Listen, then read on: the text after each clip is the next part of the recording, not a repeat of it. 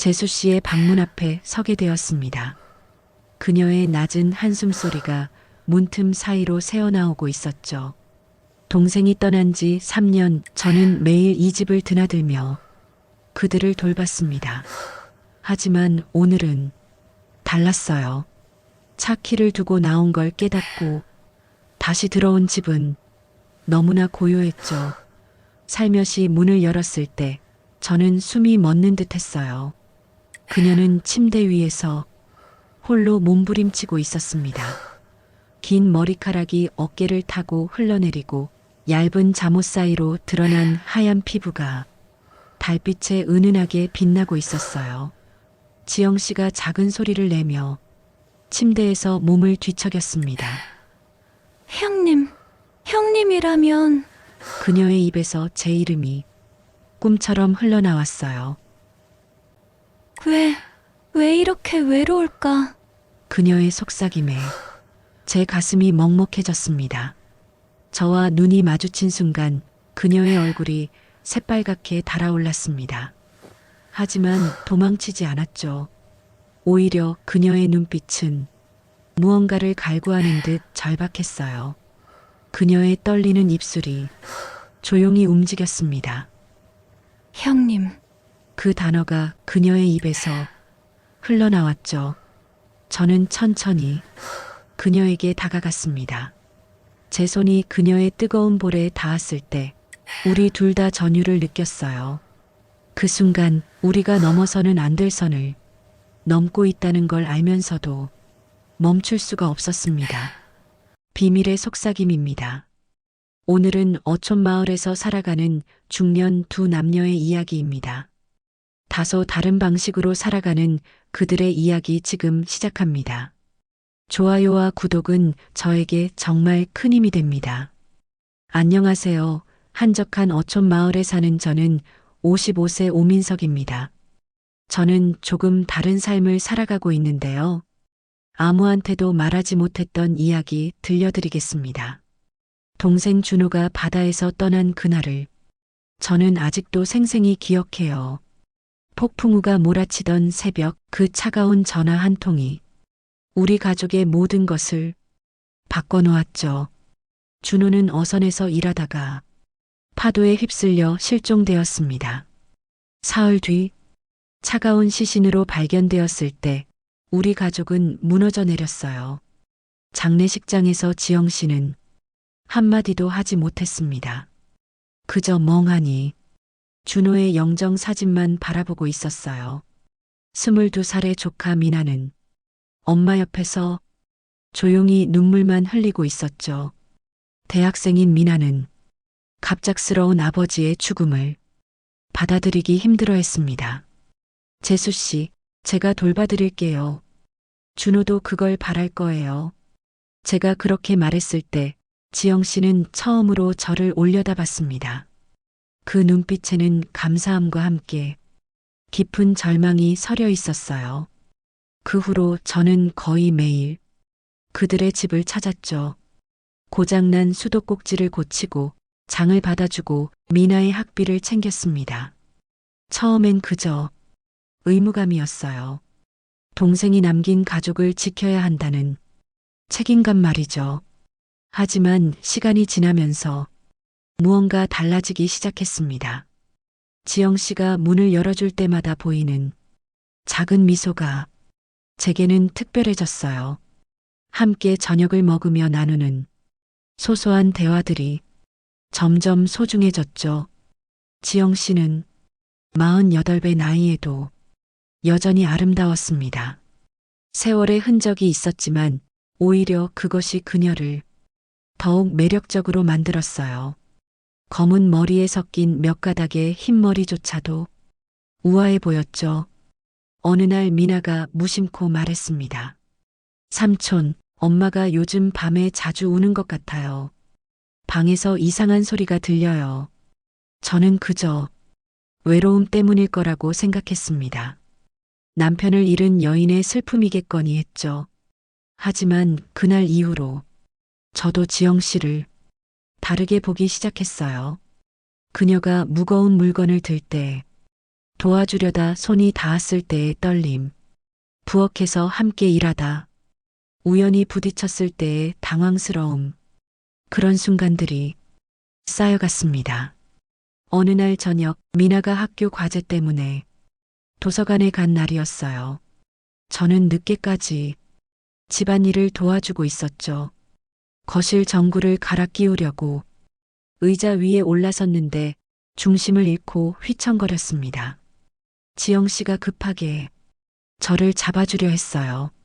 하지만 우리는 둘 다 균형을 잃고 소파로 쓰러졌죠. 제가 지영 씨 위에 넘어진 상태가 되었습니다. 순간 시간이 멈춘 듯 했어요. 그녀의 얼굴이 바로 제 얼굴 아래에 있었고 우리의 숨결이 섞였죠. 지영 씨의 눈동자가 흔들리고 있었습니다. 그녀의 가슴이 빠르게 오르내리는 게 느껴졌어요. 제 심장도 미친 듯이 뛰고 있었죠. 우리는 몇 초간 그 상태로 얼어붙어 있었습니다. 그녀의 입술이 살짝 벌어졌고 뜨거운 숨이 제 얼굴에 닿았어요. 저도 모르게 그녀에게 더 가까이 기울어졌습니다. 하지만 이성이 저를 붙잡았어요. 죄송합니다, 재수 씨. 급하게 일어나려 했지만 그 과정에서 손이 그녀를 스쳤습니다. 지영 씨가 작게 숨을 들이켰어요. 그 소리에 제 얼굴이 화끈거렸죠. 저 가볼게요. 거의 도망치듯 집을 나왔습니다. 얼굴이 너무 뜨거워서 찬 공기가 필요했어요. 차에 올라타려는데 주머니에 차 키가 없었습니다. 아까 거실 탁자에 두고 온 게 생각났죠. 망설였지만 다시 들어가야 했습니다. 조용히 문을 열고 들어갔어요. 거실은 비어 있었고 차 키는 탁자 위에 있었죠. 키를 집어들고 돌아서려는데 지영 씨 방에서 소리가 들렸습니다. 낮은 한숨 소리였어요. 걱정이 되어 조심스럽게 다가갔죠. 방문이 살짝 열려 있었습니다. 그 틈으로 보이는 광경에 저는 충격을 받았어요. 지영 씨는 침대 위에서 홀로 몸부림치고 있었습니다. 아까 우리가 쓰러졌을 때의 그 순간을 떠올리는 듯 했어요. 그녀의 손이 자신의 몸을 더듬고 있었고 입에서는 억눌린 한숨이 새어나왔죠. 아, 왜 이렇게 외로울까? 그녀가 혼잣말을 중얼거렸어요. 형님이 있었다면 이렇게 혼자, 이렇게 쓸쓸하게 만약 형님이 저를 이런 모습으로 봐주신다면 제 호칭이 그녀의 입에서 흘러나왔습니다. 저는 숨을 멈췄어요. 그녀가 저를 생각하며 그런 행위를 하고 있다는 사실에 머리가 하얘졌죠. 안 돼. 이러면 안 되는데. 지영 씨가 자책하는 목소리로 말했지만 몸은 멈추지 않았어요. 하지만 너무 외로워. 그때 지영 씨와 눈이 마주쳤습니다. 그녀의 눈이 크게 뜨였고 순간 몸을 움츠렸어요. 하지만 이상하게도 비명을 지르거나 이불을 끌어당기지 않았죠. 그저 저를 바라보고 있었습니다. 그 눈빛에는 수치심과 함께 묘한 갈망이 섞여 있었어요. 우리는 한동안 그렇게 바라보고만 있었습니다. 지영 씨가 천천히 일어나 앉았어요. 흐트러진 옷깃을 여미지 않은 채였죠. 달빛이 창문을 통해 들어와 그녀를 비추고 있었습니다. 형님, 들어오세요. 그녀의 목소리는 떨리고 있었지만 단호했어요. 저는 망설였습니다. 이건 선을 넘는 일이었죠. 하지만 발걸음은 이미 그녀를 향하고 있었어요. 침대 끝에 앉은 저를 보며 지영 씨가 말했습니다. 저도 알아요. 이게 옳지 않다는 거. 하지만 더 이상 혼자서는 견딜 수가 없어요. 그녀의 눈에서 눈물이 흘러내렸습니다. 3년이에요. 3년 동안 혼자 잠들었어요. 매일 밤 준호를 그리워하다가 어느 순간부터는 형님을 떠올리게 되었어요. 저는 손을 뻗어 그 눈물을 닦아주었습니다. 제 손이 그녀의 뺨에 닿자 지영 씨는 눈을 감고 제 손에 얼굴을 기댔어요. 따뜻했습니다. 너무나 오랜만에 느끼는 사람의 온기였죠. 지영 씨, 제가 그녀의 이름을 불렀어요. 더 이상 재수 씨가 아닌 한 여자로서의 이름을요. 그녀가 제 손을 잡았습니다. 오늘만이라도 그냥 안아주세요. 그날 밤 우리는 선을 넘었습니다. 서로의 외로움을 달래며 하나가 되었죠. 죄책감과 욕망이 뒤엉킨 채 서로를 갈망했어요. 지영 씨의 부드러운 피부와 뜨거운 숨결이 저를 어지럽게 만들었습니다. 그녀 역시 억눌렸던 감정을 쏟아내듯 저를 받아들였어요. 새벽녘 지영 씨가 제 품에 안겨 말했습니다. 이제 어떻게 해야 할까요? 저는 대답할 수 없었어요. 우리가 넘은 선은 되돌릴 수 없었죠. 하지만 동시에 이 관계를 계속할 수도 없었습니다. 세상의 시선, 미나의 존재, 그리고 무엇보다 준호에 대한 죄책감이 우리를 짓눌렀어요. 며칠 후 저는 다시 그 집을 찾았습니다. 지영 씨는 평소처럼 저를 맞아주었어요. 하지만 우리 사이의 공기는 완전히 달라져 있었죠. 서로를 의식하는 긴장감이 흘렀고 우연히 손이 닿을 때마다 전기가 흐르는 듯 했습니다. 집안일을 도와주며 가까이 있을 때면 그녀의 향기가 느껴졌어요.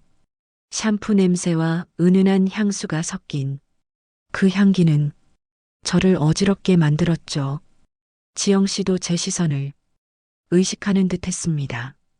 가끔 눈이 마주치면 얼굴을 붉히며 고개를 돌렸어요. 하지만 그 짧은 순간의 눈맞춤에도 우리는 서로를 향한 갈망을 읽을 수 있었죠. 미나가 학교에서 돌아왔을 때 우리는 애써 평정심을 유지했습니다. 삼촌, 엄마가 요즘 많이 밝아진 것 같아요. 미나의 말에 우리는 흠칫했어요. 삼촌이 자주 와주셔서 그런가 봐요. 엄마가 혼자 있을 때보다 훨씬 행복해 보여요. 그 순진한 말에 지영 씨와 저는 서로를 바라보며 씁쓸하게 웃었습니다. 어느 저녁 미나가 친구 집에서 자고 온다고 했어요. 우리 둘만 저녁을 먹게 되었죠. 지영 씨가 와인을 꺼내왔습니다. 오늘은 준호 생일이에요. 같이 마셔주실래요? 우리는 준호를 추억하며 와인을 마셨어요. 한 잔, 두 잔, 술 기운이 올라오면서 대화도 깊어졌죠. 지영 씨가 준호와의 추억을 이야기하다가 갑자기 울기 시작했습니다. 형님, 저 나쁜 여자예요. 남편이 떠난 지 얼마나 됐다고 형님을 이런 눈으로 바라보다니. 그녀의 고백에 저는 할 말을 잃었어요. 지영 씨가 제 손을 잡았습니다. 하지만 어쩔 수가 없어요. 형님이 너무 좋아요. 이렇게 곁에 있어주는 것만으로도 살아갈 힘이 돼요. 저는 그녀의 손을 꼭 잡았습니다. 더 이상 부정할 수 없었어요. 저도 그녀를 향한 마음이 단순한 책임감이 아니라는 걸 알고 있었죠. 지영 씨, 저도 당신이 말을 끝맺지 못했어요. 지영 씨가 제게 가까이 다가왔습니다.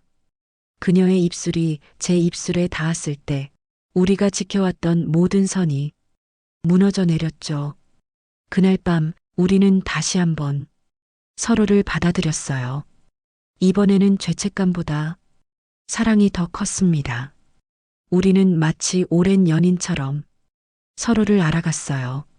지영 씨의 모든 곳에 입을 맞추며 그녀를 사랑했고 그녀 역시 저를 온전히 받아들였죠. 그 후로 우리는 조심스럽게 관계를 이어갔습니다. 겉으로는 여전히 형님과 재수 씨였지만 둘만 있을 때는 연인이 되었어요. 미나가 학교에 간 낮 시간, 늦은 밤 모두가 잠든 시간에 우리는 서로를 찾았죠. 때로는 차 안에서, 때로는 인적 드문 곳에서 우리는 사랑을 나눴습니다. 위험한 관계였지만 그만큼 더 뜨거웠어요. 어느 날 미나가 이상한 눈치를 채는 듯 했습니다. 엄마랑 삼촌, 뭔가 달라진 것 같아요. 우리는 가슴이 철렁했어요. 하지만 미나는 의외의 말을 했죠. 좋은 쪽으로요. 두 분이 함께 있으면 왠지 안심이 돼요. 아빠가 계실 때처럼 편안해요. 그 말에 지영 씨는 눈물을 글썽였고 저는 미나의 머리를 쓰다듬었습니다. 우리는 완벽한 가족은 아니었어요. 하지만 서로를 위해 존재하는 사람들이었죠. 그리고 무엇보다 준호에 대한 죄책감이 우리를 짓눌렀어요. 저도 그녀를 향한 마음이 단순한 책임감이 아니라는 걸 알고 있었죠. 그 다음 날도 우린 함께 있어서요. 지영 씨가 제게 가까이 다가왔습니다.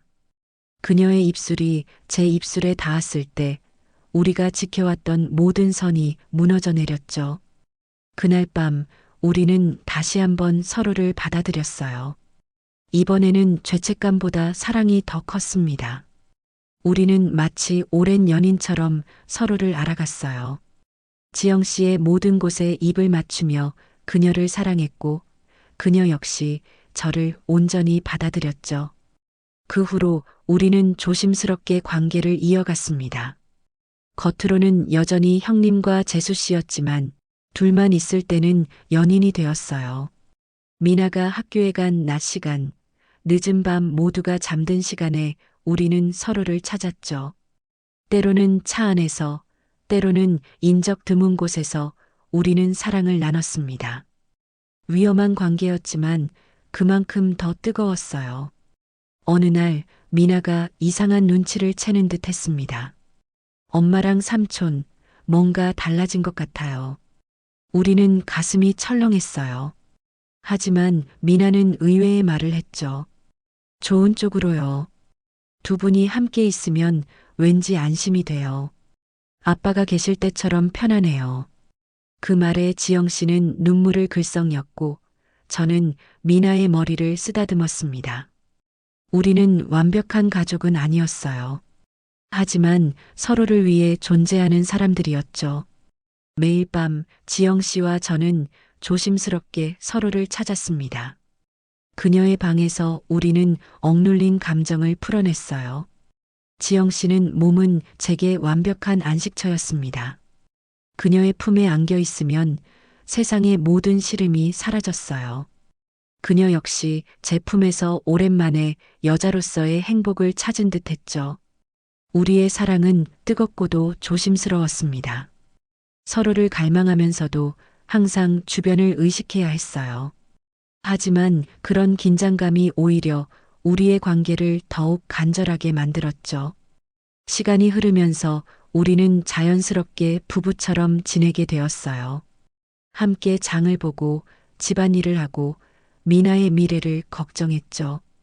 겉으로는 여전히 형님과 재수 씨였지만 마음속으로는 서로의 반쪽이 되어 있었습니다. 지영 씨는 제가 오는 날이면 특별히 꾸미곤 했어요. 화장을 하고 예쁜 옷을 입고 제가 좋아하는 향수를 뿌렸죠. 저 역시 그녀를 위해 운동을 시작했고 더 좋은 남자가 되려 노력했습니다. 우리는 서로에게 다시 사랑의 설렘을 가르쳐 준 존재였어요. 어느 날 지영 씨가 제게 말했습니다. 형님, 우리 이대로 계속 살면 안 될까요? 저는 그녀를 꼭 안았어요. 우리가 할 수 있는 한 함께 할게요. 그녀가 제 가슴에 얼굴을 묻었습니다. 준호가 알면 뭐라고 할까요? 아마 이해해 줄 거예요. 우리가 서로를 의지하며 살아가는 걸요. 어느 봄날 우리는 준호가 자주 가던 바닷가를 찾았어요. 파도 소리를 들으며 나란히 걸었죠. 석양이 바다를 붉게 물들이고 있었습니다. 지영 씨가 제 팔을 껴안았어요. 바닷바람이 우리의 머리카락을 흩날렸죠. 형님, 저희가 이렇게 살아도 되는 걸까요? 우리는 누구도 해치지 않아요. 그저 서로를 사랑할 뿐이죠. 우리는 말없이 수평선을 바라봤습니다. 준호가 떠난 그 바다가 이제는 우리의 비밀을 지켜주는 증인이 된 것 같았어요.